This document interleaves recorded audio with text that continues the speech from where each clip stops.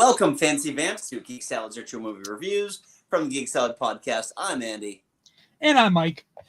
And tonight we continue our Shriek Salad. I can't believe it took me 2 weeks to finally get that in there.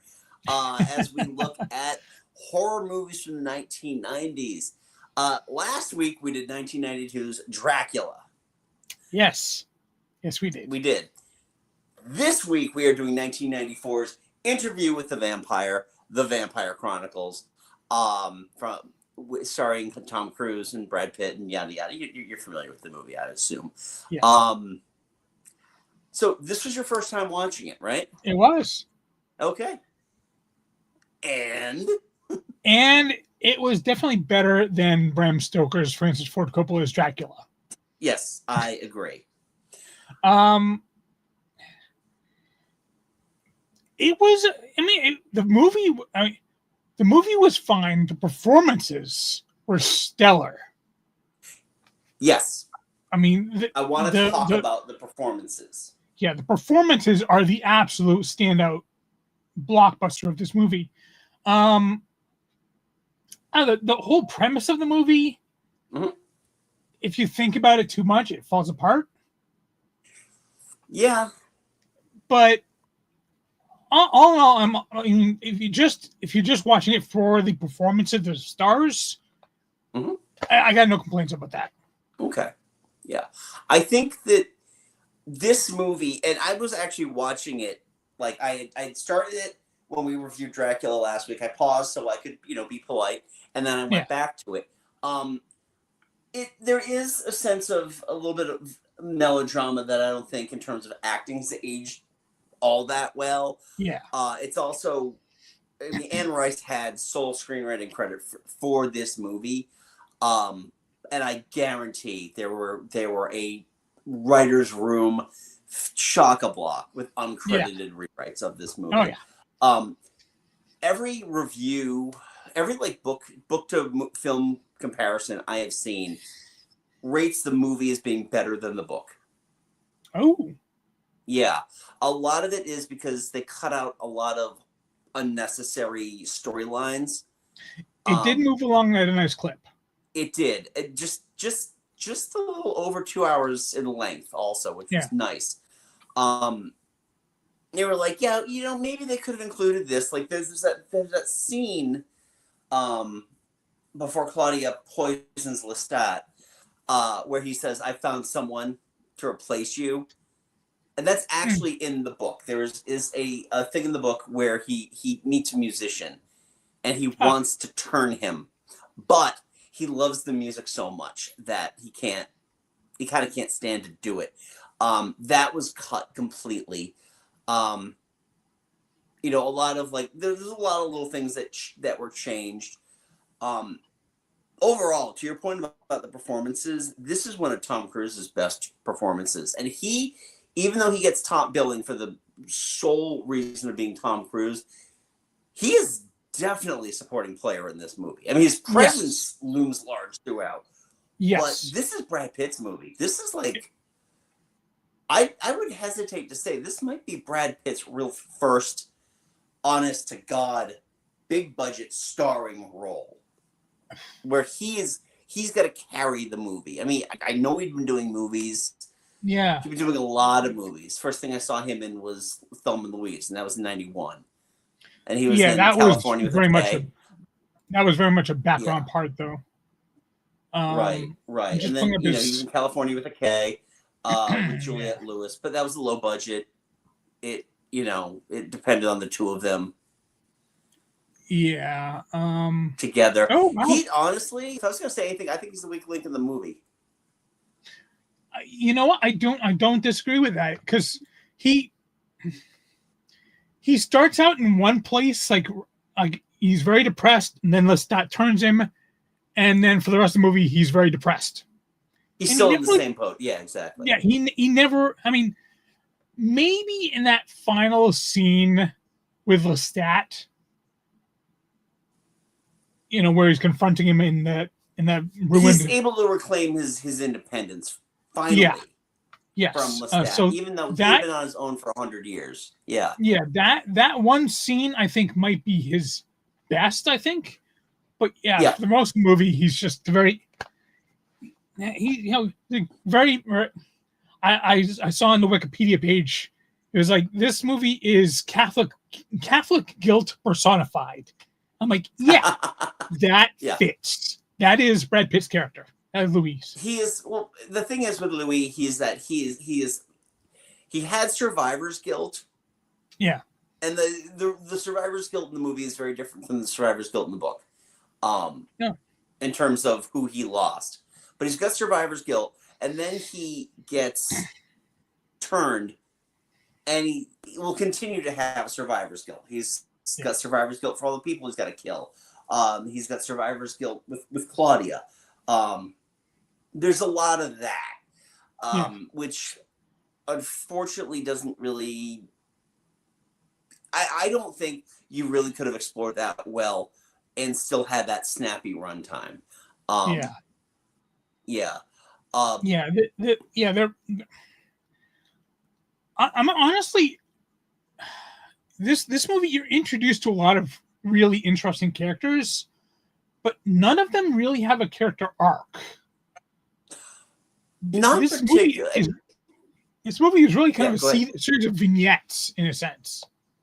It is. It is. And as the characters get fleshed out, I mean, Louis gets more fleshed out in the book than he would in the movie. Lestat actually will get fleshed out in another book. Probably in that other movie too. No, not Queen of the Damned. Okay. Yeah, no, he gets fleshed out in the book The Vampire Lestat, which is the new season of the Interview with the Vampire series, which I haven't watched. I heard that they were making that. Yeah, I think, I don't know if I want to watch a modernized version of the story. Yeah. But I think, for the movie, you don't need to be a fan of the books to enjoy this, especially this movie. I'm not even gonna count Queen of the Damned. Sorry, Leah. But it's, it introduces us to a lot of great concepts. I love that that these vampires have a mythology that they stick to. Yeah. They completely stick to it. And it's, the big things, the sunlight, the stakes. I know he said that was nonsense, but you can kill a vampire. I mean, the dead blood was interesting. The fact that they have to drink the blood while the heart is still beating is a very interesting little bit. Yeah, that part was a little confusing. I wasn't sure if that's what weakened Lestat or if it was the laudanum. They leave it very. He said that very it's ambiguous. Right. The blood had remained still. The blood isn't, like with the rats. The rats, the blood goes cold so fast it's unpalatable. And dead blood will straight up kill you because I think it's putting my science hat on here. It probably has a lot to do with the oxidization that goes through the heart and everything like that, slowing it down with laudanum. While the laudanum in and of itself probably wouldn't hurt him because he's an immortal being, the dead blood would. And the fact that it was warm, because laudanum will warm the blood, masked the fact that he's not getting those nutrients and it's actually killing him. That was a terrific scene. I think both times that Louis and Claudia tried to kill Lestat were very well done. They were very edge of your seat. Now this is a vampire movie that it's a horror movie kind of in theme. Yeah. And it doesn't really get super scary till till the end of the second, going into the third act. But there's some genuinely frightening things in here, and a lot of that has to do with them trying to kill Lestat. Yeah. I mean, I gotta say, for as young as she was, Kristen Dunst she was amazing in this movie. Even back then, they were talking about how amazing she was. Yeah. She was fantastic. Yeah. Seeing her like 1994 progress yeah, from that childlike to the yeah, to being still like a childlike, 50-year-old woman, to being a 50-year-old woman in the body of a child. yeah. You As know? Baby Herman said, he's got a 30-year-old lust and a 20 Lust and a is- 2-year-old dinky. Yeah. Yeah, she's fantastic in this. Yeah. And it's just 1994, you know, just in terms of, because she had garnered a lot of talk about an Oscar nomination for it. 1994 was such a weird year where almost the majority of the nominees were just kind of thrown together. This was the year Diane Wiest won for Bullets Over Broadway, which I thought she was fantastic in, but I'm curious as to how they didn't find a spot for Kirsten Dunst in that. Yeah. The other, you know, and then we have other characters too. We've got Armand, Antonio Banderas, and you know, we were, you know, it's interesting because in the show, there will, you know, What We Do in the Shadows. Guillermo's entire inspiration for wanting to be a vampire is Antonio Banderas in Interview with the Vampire. It's like they show him. There's a picture of him in the opening credits dressed up with like the long hair and the red cape and the fangs because he loved the confident Latino vampire. You know what? I did. Yeah, I would say next to Lestat, Armand was the most interesting character. I really, and there's more in the book. I'm sure. Yeah. Yeah, I think what all Banderas needed to do was introduce the concept that there are in fact other vampires, introduce those vampires, have to deal with the repercussions of said vampires, and then fuck the hell off, and you never see him again in the movie. Yeah, I mean, you could definitely tell he was like in that whole sea of just vampires. He was the one that really like felt like the only one that was an individual. Everyone else felt like they were, even Santiago to a certain extent was just part of that mob. He was the one that was just he could stand apart. Yes. Well, that red cape also helps too. Yeah. But oh, good. Was Santiago? Was that Stephen Ray? I can never remember the character. Yes. Name. Yes, I believe so. Okay. He was a very interesting character. He was kind of like, you know, he was interesting. It's also interesting to see Stephen Ray in his first movie after The Crying Game. I've never seen. Oh yeah. So, and that brings us to Neil Jordan, the director of the movie. I thought Neil Jordan did a very good job with this. He made it moody. He knows how to dress a set. My God, the sets and costumes of this. I mean, I complimented Dracula on the same thing, but the sets and costumes of this movie and the makeup. I thought the makeup in this movie was even better than the Dracula makeup, especially because that consistency of giving them that pale white skin with the visible facial vein. I thought was a really incredible touch. Yeah. If I had like one little ding that it was a small bit but it really kind of bugged me. There was a scene where Louis just left the theater and it's like a long overhead crane shot and it kind of judders as Brad Pitt's walking down the street. I was like, if you can't get a steady cam for the crane shot, don't use a crane shot. There was another shot I remember being a little janky like that too. It would just seem like it was an unstable camera, but they liked the take, so they kept it. Yeah, I mean it's a small thing, but it's a very noticeable judder. Yeah. I gotta say too, I really enjoyed Christian Slater in this. I mean, it was a last minute pickup.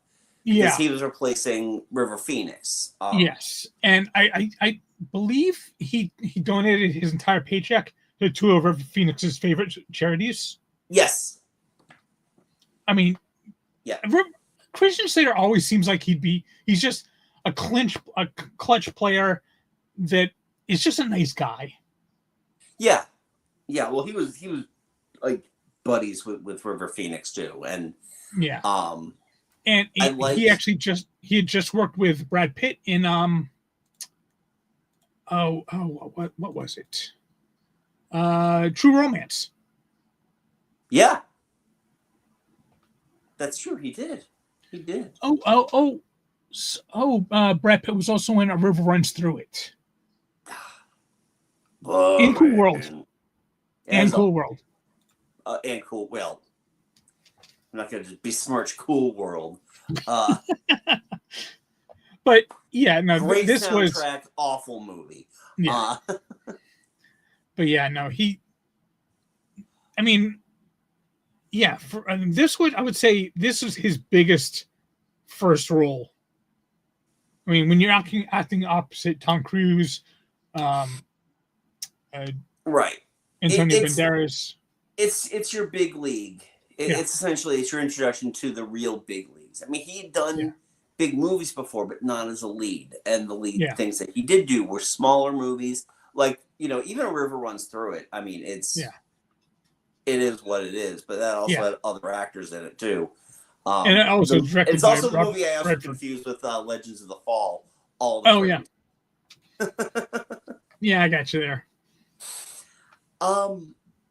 Yeah, no, I enjoyed watching this movie. This is definitely aged appropriately. Yeah.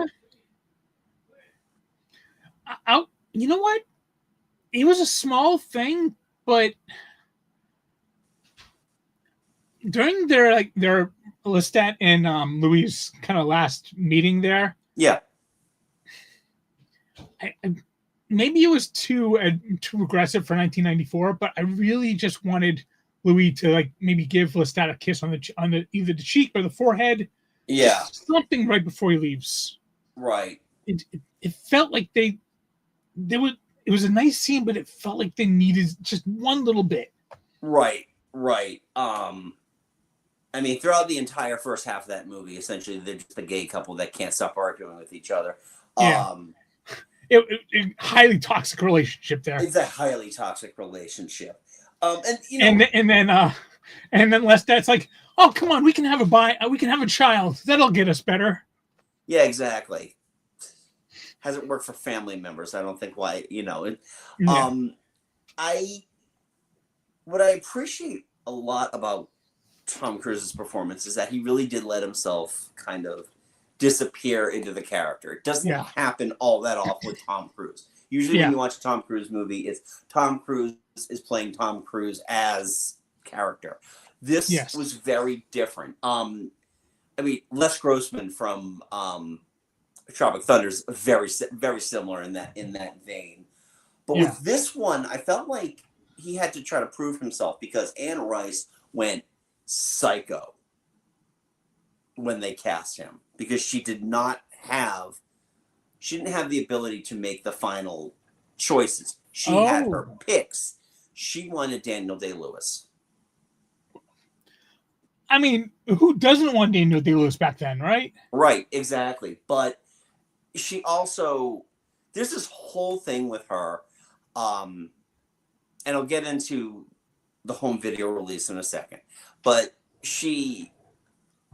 I don't want to make light of it. I feel like she during the time of making this movie, she kind of lost her mind a little bit because she stormed onto this. She stormed into the offices during the pre-production, screamed about Tom Cruise not being Lestat.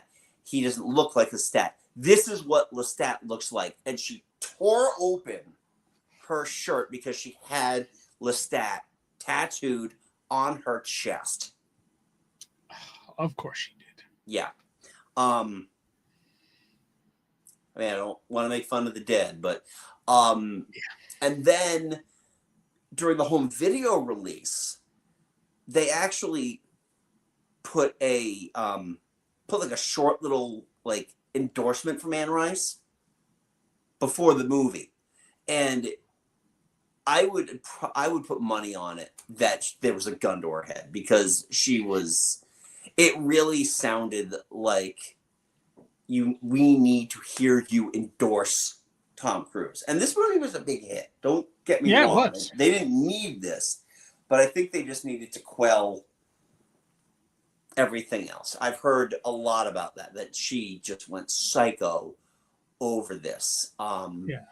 I mean, this one pulled in a box office of 223.7 mil on a budget of 60. Yeah. And I'm guessing at least half that budget went to the cast. Oh yeah. Yeah, it's well, I mean the costumes too. I think the money is on the screen. Yeah. I mean, a couple of the effects are a little janky, but most of them are fantastic. Yeah. Well, I think also they went with a more is less, less is more. Yeah. Attitude with a lot. Yeah. The only effect shot that I was like, okay, that's a green screen shot is when Louise and Claudia are on the boat watching New Orleans burn. Oh yeah. You could see them. You could see a slight matte line on there. Yeah. So, oh hey, original Aragorn played Lestat in Queen of the Dead, by the way, just in case you were wondering. Stuart Townsend is the original Aragorn. What was he? Was he also on Anne Rice's list? No, he wouldn't have been. Not at that point, because Queen of the Dead came out in 2002. 2002. I think. Oh, okay. Yeah, 2002. Yeah. Yeah. So continue talking for a second. I've got geraniums coming in. One second. Yeah. Okay. All right. Yeah. I don't really have a whole lot more to say. Yeah. I mean, Brad Pitt is fine. I mean, his best scenes, I think, are definitely when he's meeting up with Lestat at the end. And yep, welcome back. Yep, hey, I'm back. Yep. Cool. Actually, we do need to talk about the music. All right. So I'm usually hot or cold when it comes to Elliot Goldenthal's music. Because I thought that this score was fantastic. And then a year later he did Batman Forever. Oh. Not as good. Yeah. No, this is a much better score. Wow, he really kind of. I'm just looking at his cast here, his list here. Yeah. He's just up and down all over the place. It is a really up and down thing. He's Batman, Robin, Sphere, in Dreams. Wow. Yeah. Yeah. I just lost my train of thought too on what I was just going to say about music that as well. Oops. The music. Yeah, well, the music. Yeah, no, there were some shades during the thing where you can kind of tell where the Batman Forever fanfare came from, especially when Louis is burning down the opera house. Yeah. My God, that scene. So that scene was interesting to begin with because it was just like I saw this in the theater, and I'm just like watching them dump the oil on the coffins, and I'm just like, oh boy. And then when the vampires start popping up to attack and they're on fire, that was really cool. And then the thing with Stephen Ray with the scythe, that was great. I just thought it was going to be a longer fight, but that's kind of like Indiana Jones and the swordsman. Yeah, I wonder if that was kind of like the because that was his first. That was Louise's first real fight after, as he put it, he breathed his last breath as a regular human. Yeah. So I wonder if that was kind of the awakening of his vampire powers. Yeah. Well, I mean, he'd been a vampire for close to 100 years at that point. Yeah, but But he yeah, you're hadn't right. really And he embraced was it yet. also living a very insular life where he was Yeah, living with Louis and Claudia for decades. yeah, And then, he probably didn't have to fight. Most vampires probably wouldn't want to fight. yeah, We didn't even talk about this. Claudia's death scene. yeah, That was heart-wrenching.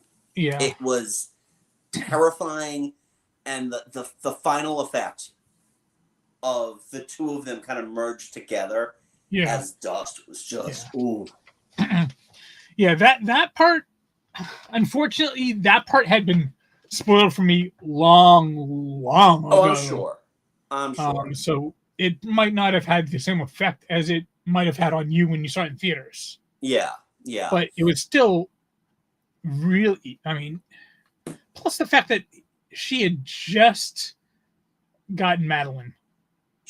Yeah, and um, she had just been turned. Now, one thing about her, which I don't know if you noticed or not when you were watching this, um, was that Madeline's hair didn't turn to dust.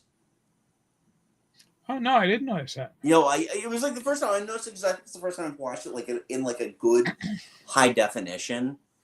But yeah, as you know, everything else is dust, including the clothes for some odd reason. But it's like the Hulk's pants. But yeah, her hair. It looked like it was brittle enough to turn to dust, but it was still like wiry and yeah.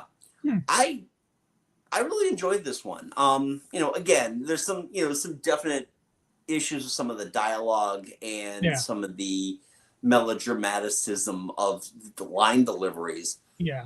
But overall, I think this is it's a good time and an excellent adaptation. It's, I mean, it is definitely a fine movie. It's not one I think I would go back to. I mean, Okay. it's, I mean, just for my taste, it's very bloody, which I did expect. I Yeah. mean, one shot that I did love is when Lestat's got those two kind of prostitutes, I guess, Oh yeah. and he starts like biting her on the breast, and then when Yeah. he pulls away, that red just all the way down. Oh yeah. That was a gorgeous That shot. scene. That scene like sold me Yeah, on Cruz as well in this because just the way that he torments her yeah, and she's losing her mind and Louis can do nothing but just end this. yeah, It yeah. was So that it is is one of the best scenes in the movie. Thanks yeah, for it bringing is that up. it's a gorgeous movie, fantastically acted. The story is fine. The story is meant to introduce you to the world and open the door for bigger things, i.e. Yeah, it felt Lestat. like it was trying to lead into more sequels that just for some reason didn't happen. I think honestly the big thing that didn't happen was it all hinges on Tom Cruise, and at that point, can you afford him to continue this? Yeah, Especially when you might not be dealing with an all-star cast. I mean, when you look at this cast, this is an A-list cast. Even Stephen Ray and at the time Antonio Banderas. mm. I mean, Oh, you're and looking, even the supporting roles are upper B plus tier. yeah, Stephen Ray just came off an Oscar nomination in a huge unlikely hit. Banderas had just done Desperado. Philadelphia. Huh? Oh, okay. No, we hadn't done Desperado yet. That's the next Oh, year. oh wow. And this is also 2 years before Mission Impossible. Yes. And that could be the other reason too, is why, even though Tom Cruise took like 5 years in between those movies, Yeah, there were 4 years in but between those movies. Yeah, there was probably a lot that went on where the whole thing, and when they finally decided to take advantage of doing any of the Vampire Chronicle stories, they had to go with Queen of the Damned, on a much lower budget. I don't think Queen of the Damned did nearly as well. I've never seen it, but I just remember the marketing for it always felt like it was on the B list of Warner Brothers releases. Yeah, I just looked up Queen of the Damned. Yeah. Box office 45.3 mil on a 35 mil budget. Queen of the Damned! Yeah, you ain't making another movie out of that franchise after that. No. And again, I haven't watched the TV series, so I don't know how modern it is, how, what they've done to kind of, zhuzh it up a little bit. Yeah. But anyway, I almost said that's Queen of the Damned. God damn it. That's Interview with the Vampire. Yeah. We want to know, what are your thoughts on this movie? Who's your favorite actor in this movie? Do you wish that we could have gotten Tom Cruise to star in The Vampire Lestat? A book which I am finally going to start reading once it shows up at my library. Oh, okay. I've read the first book. I read it like 30 plus years ago. I read it when the movie came out. Yeah.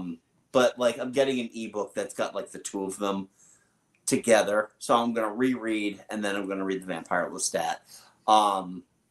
Curious, but would that be something that you would have wanted to see back in the 90s? Because he's 60 years old. It's not going to happen now. I mean, in fairness, he didn't really have any huge action scenes in a sense in this one. A lot of wire work. Yeah. And I know he likes to do his own stunts, but yeah, that came to mind. Like when Louis set him on fire, I'm like, I bet you that's actually Tom Cruise in that. Well, the other thing too with the Vampire Lestat is that Lestat is kind of brought himself back. He wants to give his side of the story to Mallory. I'm just going off of what I know about the thing. Yeah, Mallory, Christian Slater's character. Yeah, I mean, it does beg the question: did he actually turn Malloy? Mallory in the book, Malloy. Yeah, in the book, he doesn't. I don't know. Obviously, we won't know. Yeah, because the movie follow was never made. But the thing is that Lestat would end up walking through life as a rock star, like kind of like how David Bowie, the Ziggy Stardust character, was supposed to be an alien. He was going to do this as a vampire. And the closest thing we got from that with Tom Cruise was Rock of Ages, where he tried to do and not terrible when he tried to do Axl Rose. So, but yeah. Anywho, we want to know, what are your thoughts on this movie? Leave a comment below. Thumbs up, subscribe. You know the drill by now. Also, Mike and I host a little podcast called Geek Salad. You can check that out wherever you get your podcasts. We should have a new episode soon. Well, I'm kind of holding off, doing it slow, closer to Halloween. Yeah, like maybe next week, maybe. Fantastic. Okay, so we should have a new episode up next week where we discuss horror movies that are not for fans of horror, like Mike, kind of like me. I mean, I'm taking one on the chin this month. I'm watching a lot of horror this month. But yeah. So that, would you say that this could be something that a non-horror fan might enjoy? This one, yes. Okay. Yes, I would say, because it's more gothic than horror. Yeah. Yeah. It's more of a character study in a sense. Yeah. So, have at it. I don't think either of us brought this up on our lists. So anyway, you can check that out. Also, you can follow us on the socials. We're at Geek Salad Podcast on Facebook and at Geek Salad Radio on Blue Sky. So you get all that there. And check out our backlog of playlists. We have tons and tons of movies. We do this every week. We are going to continue in the month of October with yet another horror movie from the 1990s next week. Probably about on that Thursday as well. Because it's in between Halloween and when I go see Hamilton. So yay. So yay. So yay. So Yeah. anyway, until next time, I'm Andy. I'm Mike. Go forth and be nerdful. We'll give you the choice